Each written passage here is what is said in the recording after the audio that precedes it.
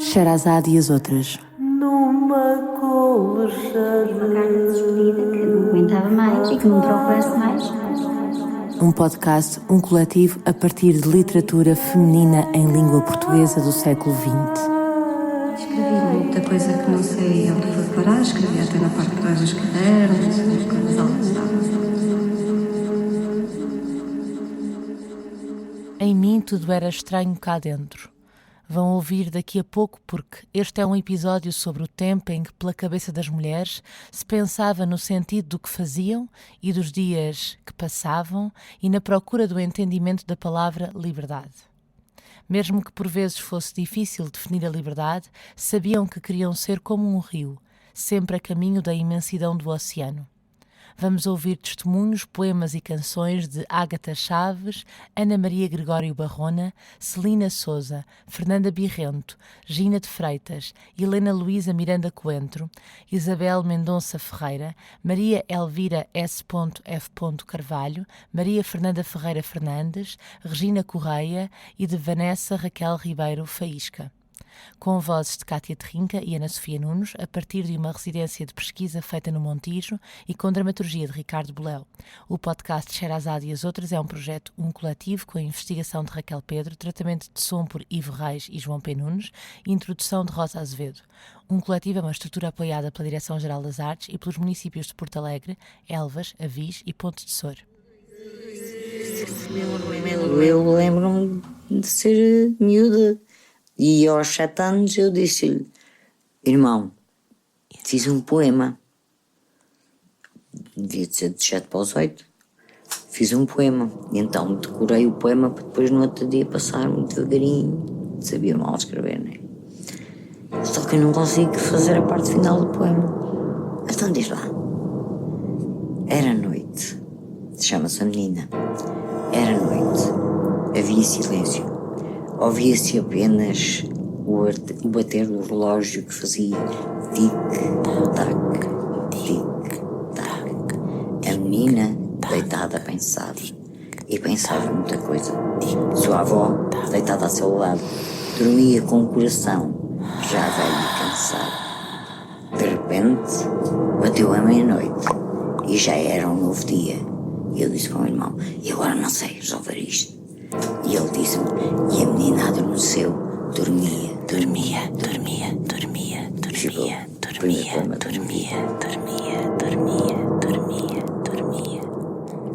O nosso rio, O rio nosso protegido. reunidos todos juntos, inocentes e com amizade. Nosso protegido. Rio Tejo aqui tão perto. Rio Nós nosso sentimos o ventinho a bater na face. Os homens e as mulheres a andarem de um lado para o outro. Se eu pudesse ser rio, era muito bom, sim senhor. O rio falou mais do que eu pensava. O rio nosso protegido. Pertence a Espanha, mas também a Portugal. O rio. Renascia ao sol. Víamos o rio a brilhar. O rio a brilhar. O rio a brilhar. O rio a brilhar. Cuidado! Podem cair. Tudo menos cair, senhora professora. E mesmo se caísse, o rio Tejo seria bonzinho. Bonzinho. Guia-me para o além. Instintivamente, não me sinto bem. Disse o riozinho. Onde é que eu estou? Onde é que eu estou?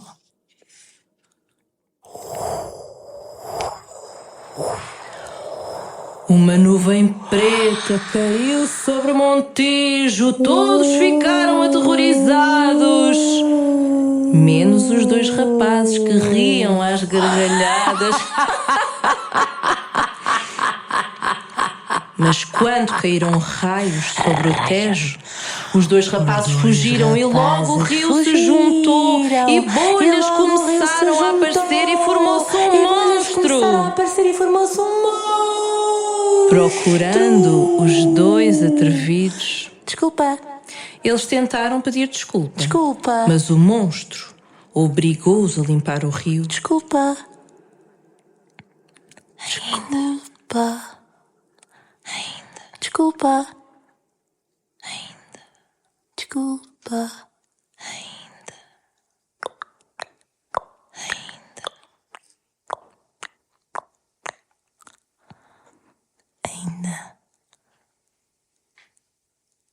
Ainda me recordo do tempo de solidão, quando na estação do meu desejo embarquei ao encontro de ti. Era primavera? Não, Era ainda inverno? era ainda inverno, mas o tempo Não contava. Era um montão de horas encerradas na penitenciária do passado. tic-tac, tic-tac. E foi justamente nessa altura que te conheci. Trazias a noite agonizando em teus castelos enquanto a aurora rompia em teus olhos cor de ouro. Nunca te tinha visto. E no entanto soube logo Que eras tu, que eras tu. no teu sorriso. Ondulante seara de mal me queres, Me perdi. com a força do desespero que agoniza em silêncio, o nosso amor nasceu. Depois, Bem depois. não estava previsto. Mas aconteceu.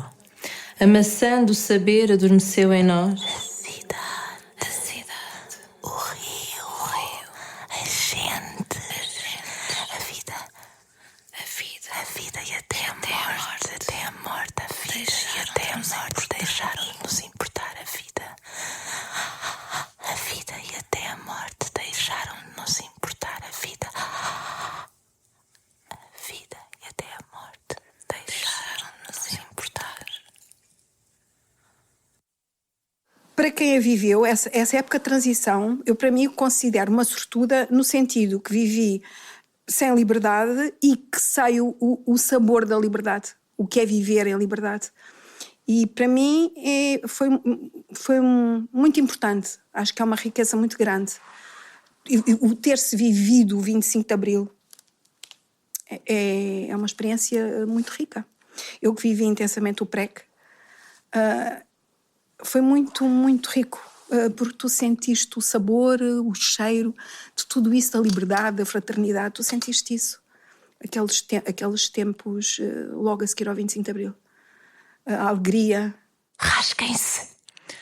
Rasguem-se poentes virgens pelo chão. Entornem-se pelo ar as madrugadas. Caiam as tardes pálidas, frustradas.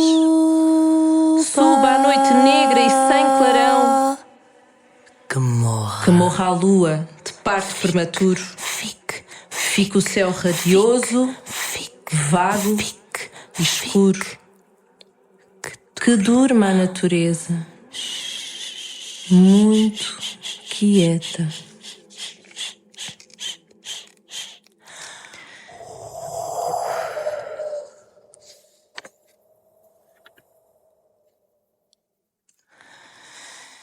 E o vento ao passar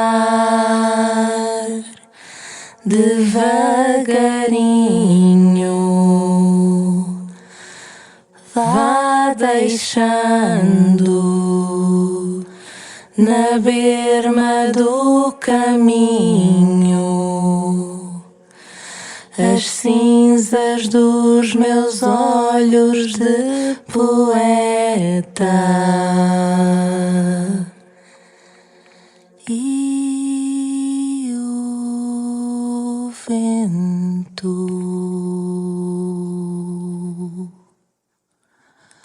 ao passar devagarinho.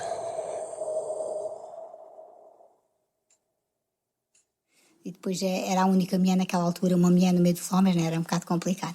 E então eu vestia-me, era assim também, toda pequeninita, toda sem peito, sem nada, metia uma boina, cabelos todos para dentro, um blusão assim todo de homem, todo rapaz, parecia um rapazinho que andava ali no meio deles, e aí andava ali assim naquelas ruas, de madrugada, vê-se tudo e mais alguma coisa, né? Eu andava ali com os meus dois cunhados e o meu marido na altura, pronto, e andávamos os 4 ali, até fazer tempo de fazer a venda do peixe para depois voltarmos. Cheguei a ir assim algumas vezes também. A única mulher Mulher, presente na mesa, mulher, Maria Aurélia Marcelino, mulher. contou a maneira de como muitas das mulheres que se envolveram na luta Mulheres. antifascista permaneceram no anonimato. Luta antifascista. Falou da discriminação que existia em relação às mulheres e do importante papel que desempenhavam as greves universitárias na época.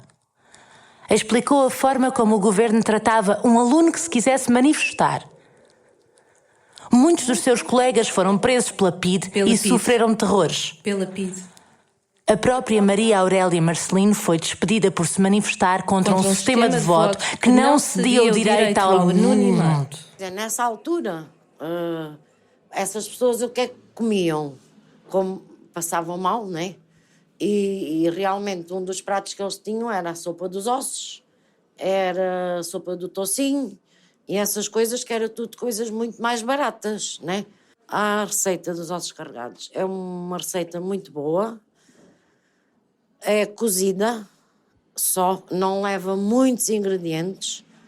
O segredo é o tempo que leva de cozedura.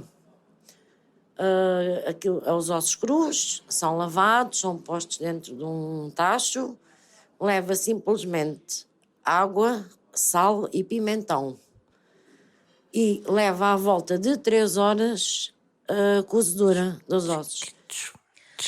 Falo-vos de uma mulher do povo, filha de um funcionário dos caminhos de ferro que tinha mais 6 filhos. Sendo a Vitória a filha mais nova, era também a mana preferida das irmãs mais velhas. Mulher de características rebeldes, no bom sentido da palavra. Não se deixou intimidar pela polícia da pátria. Faz parte do enorme grupo de famílias que abraçaram a causa... Liberdade. Liberdade. Liberdade. Liberdade. Liberdade. Agia como um relâmpago, distribuiu documentos políticos, passou mensagens, guardou segredos, reivindicou direitos, foi agredida fisicamente, foi ofendida moralmente, mas nunca vergou. Não houve mão no bastão que a fizesse calar ou falar. Não houve mão Não houve no mão no bastão que a fizesse calar ou falar. Não houve mão no bastão que a fizesse calar ou falar. Nunca traiu a sua causa ou o marido, que se encontrava na cadeia de Peniche. Não houve mão no bastão que a fizesse calar ou falar. Não houve mão no bastão que a fizesse calar ou falar. Não houve mão no bastão que a fizesse calar ou falar. Não houve mão. Por exemplo, nós tínhamos um barril, um recipiente grande onde se vendia trinca de arroz. A trinca de arroz normalmente é para os animais. E então estava lá escrito arroz para cães. E eu lembro-me, isto parece que não tem importância, mas eu lembro-me que havia muitas pessoas, alguns da minha idade com bastante carências, compravam daquele arroz para eles comerem. E portanto, lembro-me de dizer à minha avó ou à minha tia, em vez de estar ali arroz para cães, aquilo não tem um nome, não é trinca de arroz.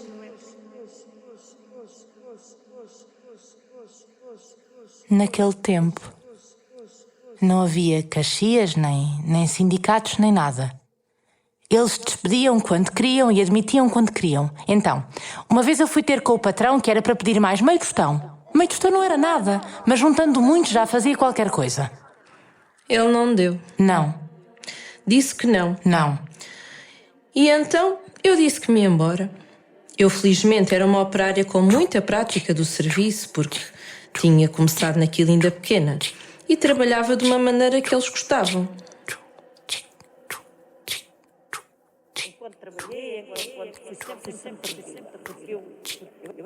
Enquanto fui sempre muito regular, porque eu era muito contra, muito às injustiças.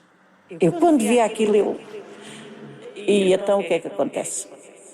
Quando era qualquer coisa, eu voltava-me os fígados ao contrário e tinha que dizer sempre, tinha que falar sempre. Eles gostavam de festa. E quem vai? Vai à festa para assistir ao desafio da bravura e da nobreza, qualidades que o touro encerra na sua corpulência. A desproporção física entre o toureiro e o touro suscita desde logo a admiração de todos E o perigo de morte deste confronto atua na assistência como um estímulo para avançar, pois é preciso enfrentar a morte para voltar a nascer noutro plano de consciência.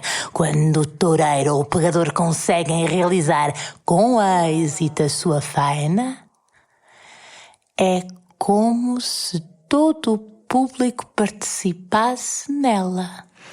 Já que a sua atenção e a sua adesão são fatores imprescindíveis desta unidade no desejo de igualar o touro em nobreza. Mas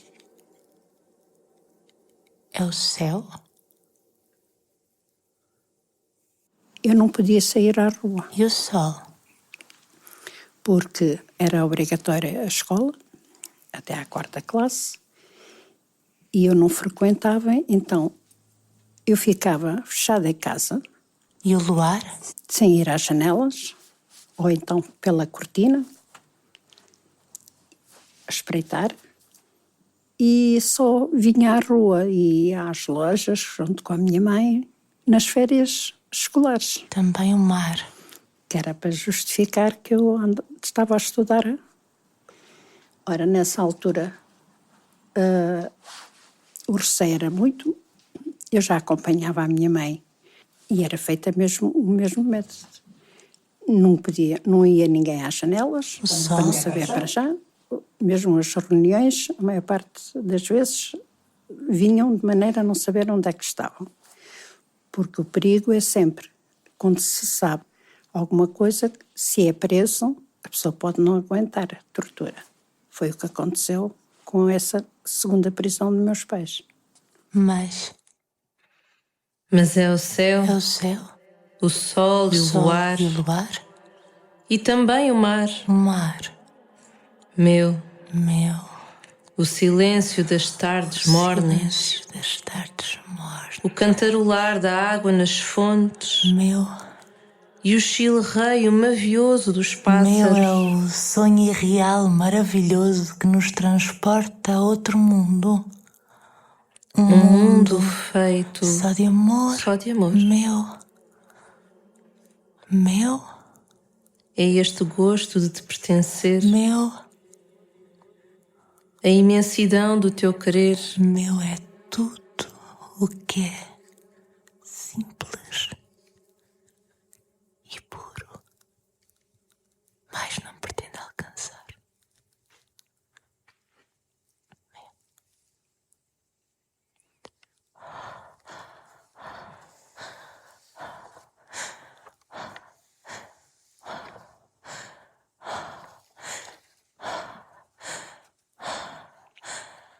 E não preciso não perder o fogo criador que me dão estes violinos ciganos e este teu olhar. Amigo, inunda-me. Amigo, é preciso não perder o fogo criador que me dão estes violinos ciganos e este teu olhar. Amigo, inunda-me um desejo sensual de fazer filhos e parir poemas em uníssono. Inunda-me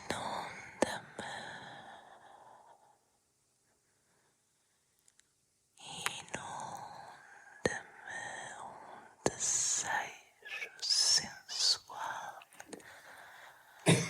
de fazer filhos e parir poemas em uníssono.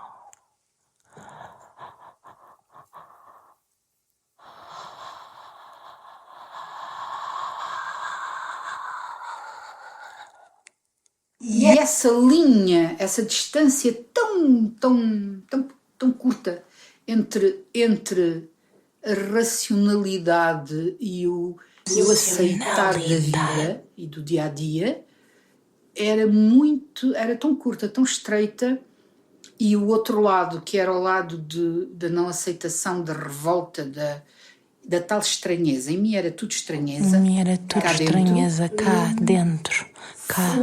Foi muitas vezes, não sei o que é que me segurou-me, algumas vezes medos, e também a família, etc. Mas é isso, foram os livros, porque era o mundo em que eu depois me sentia muito importante, sem ser nada.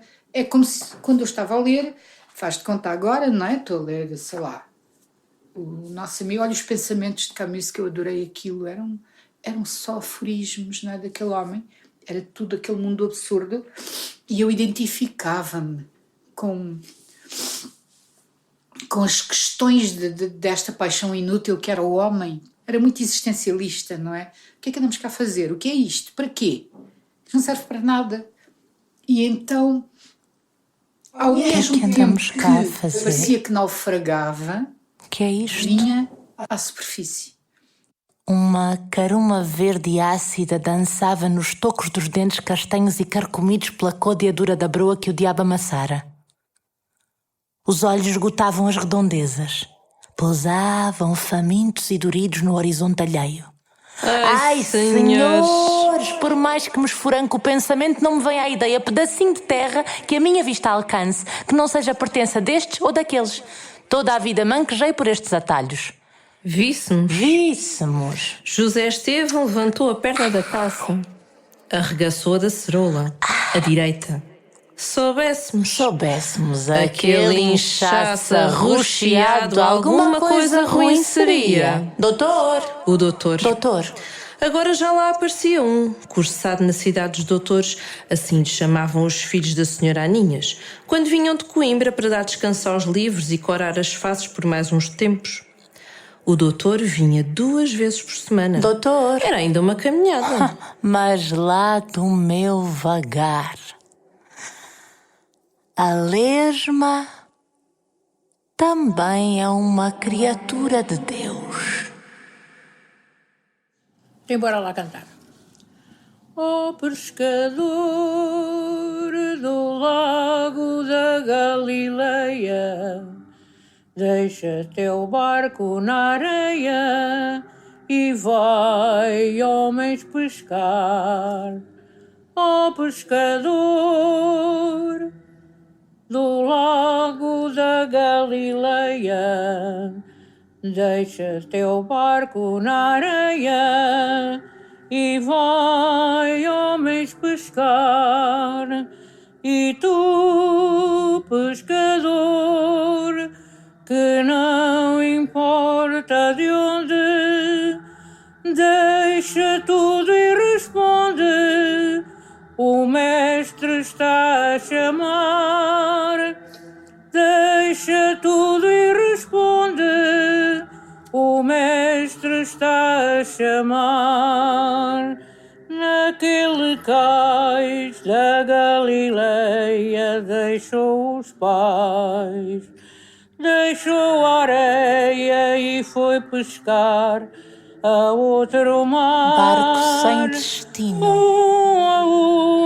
Muito alegres os pescadores, proa de tormenta, foram pescar a outro mar peixes melhores. No mar do mundo, no mar profundo, mulher, no mar sofrimento. Houve uma festa, houve uma pesca de amor. Ei-nos cantando, no mar dançando, os pescadores, as marés de raiva, madrugadores na barca cheia da Galileia. Na boca do vento sopra violenta a morte, querendo seu homem levar. E dentro do peito, sua dor inventa um porto de abrigo para ele alcançar.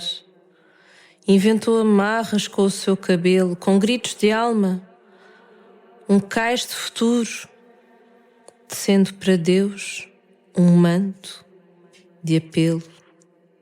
O milagre deu-se. O barco ancorou.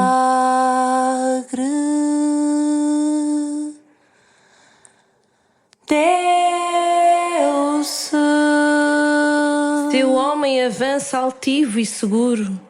O barco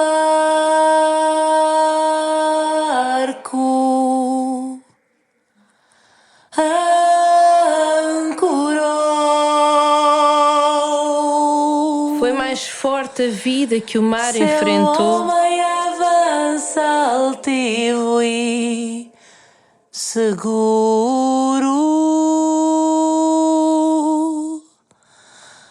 Foi mais forte a vida. Foi mais forte a vida que o mar enfrentou.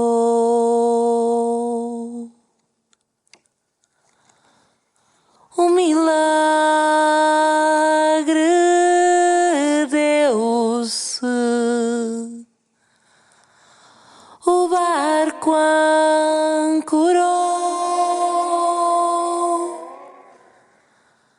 Foi mais forte. Foi mais forte a vida. Foi mais forte. Foi mais forte a vida.